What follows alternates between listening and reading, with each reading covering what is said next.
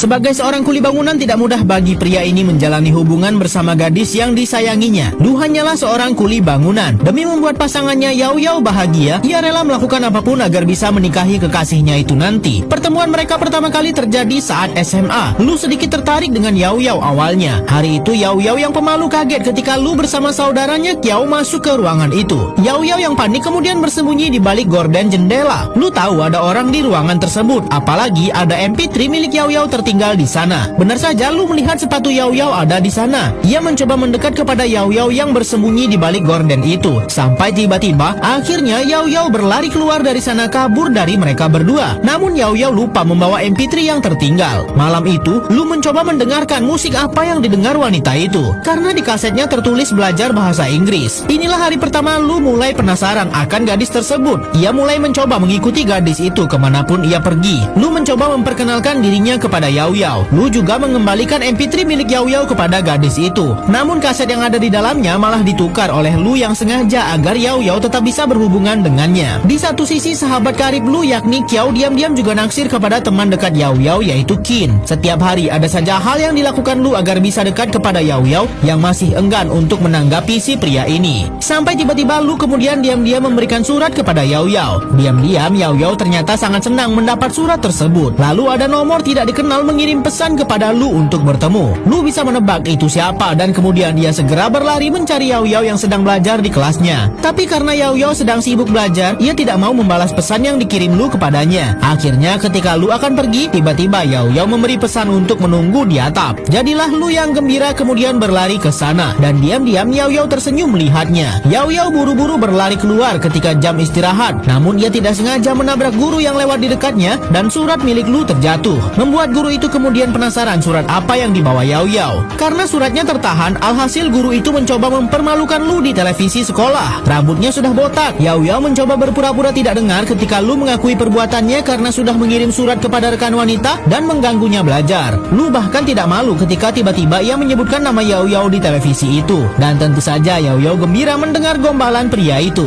Bertahun-tahun berlalu, kini keduanya menjalin hubungan bersama, di mana Lu yang tidak kuliah harus bekerja banting tulang menjadi kuli agar nanti bisa menikahi Yao Yao yang begitu dicintainya. Lu bekerja di sebuah tambang yang jauh dari pusat kota tempat Yao Yao tinggal. Namun itu tidak menjatuhkan semangatnya untuk terus bekerja keras. Hari itu sedang badai ketika Lu bersama rekannya bekerja. Angin yang kencang membuat baut penahan alat berat lepas dan akan menimpa rekan Lu. Lu yang berlari keluar mencoba menyelamatkan rekannya itu sebelum mereka berdua bisa tewas tertimpa crane. Tiba-tiba saja terlihat di rumah sakit ada seseorang yang dibawa ke IGD. Dan Yao Yao sangat panik ketika tiba di rumah sakit mendengar kabar kekasihnya kecelakaan. Ketika di kamar, tempat tidur Lu kosong dan hanya ada bunga serta buku catatan di sana. Yao Yao mengira pria itu sudah tiada dan meninggalkan dirinya. Tapi kemudian Lu muncul di belakangnya memberi kejutan kepada kekasihnya yang ketakutan. Untunglah Lu hanya menderita luka ringan. Dan semenjak itu, Yao Yao meminta Lu untuk memilih pekerjaan yang biasa saja dan tidak usah jauh dari kota tempat mereka tinggal, karena ia takut jika harus kehilangan pria tersebut. Yao Yao sudah berjanji akan membawa Lu menemui ibunya dan membicarakan soal pernikahan mereka. Sampai tiba saatnya Lu harus bertemu dengan ibu dari Yao Yao. Lu terlihat bersemangat menceritakan kisah mereka dahulu kepada ibu Yao Yao yang terlihat tampak malah tak tertarik. Kemudian ibu Yao Yao secara halus mengusir Lu dan mengatakan bahwa sebentar lagi akan hujan deras. Kemudian ketika Lu sedang asik nonton, sebenarnya ia mendengar pertengkaran kedua ibu dan anak itu. Lu tahu ibu Yao Yao tidak menyukainya karena hidupnya yang melarat dan hanya bekerja sebagai seorang kuli pabrik. Lu yang sangat minder merasa seharusnya ia tidak pernah datang kemari. Sampai tiba-tiba ketika Yao Yao keluar, ia melihat Lu sudah tidak ada di sana. Pria itu pergi tanpa repot-repot berpamitan dengan Yao Yao dan ibunya. Lu ternyata sudah siap akan pulang dalam keadaan basah kuyup. Tapi ia dikagetkan dengan sosok Yao Yao yang muncul berlari mengejar bis dalam keadaan hujan lebat. Wanita itu tidak ingin membiarkan Lu pulang dalam pikiran bahwa Yao Yao akan meninggalkannya. Ia datang dengan gembira sudah berhasil mengejar Lu. Tentu saja Lu yang awalnya merasa tidak ada harapan langsung memeluk wanita itu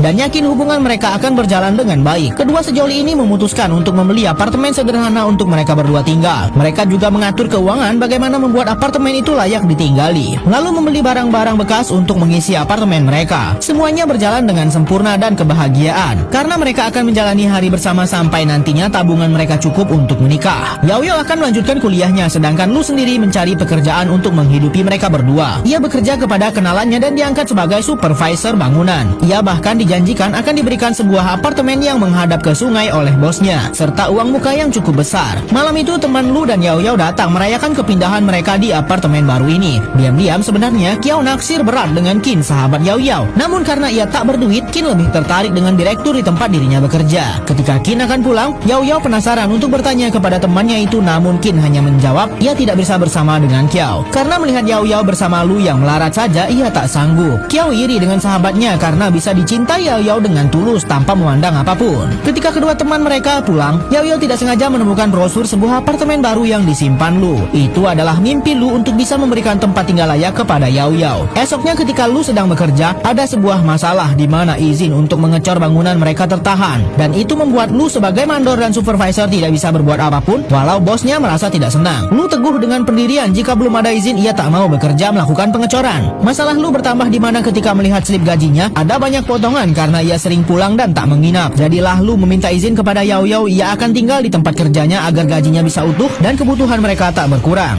Jadilah akhirnya dimulai hari-hari di mana mereka menjalani hubungan jarak jauh. Hampa dirasa Yao Yao karena tidak ada sosok Lu di dekatnya. Sementara Lu sedang berusaha keras untuk bekerja agar ia bersama kekasihnya bisa menikah dan memberikan hidup yang layak kepada Yao Yao. Akankah hubungan mereka akan berjalan dengan mudah?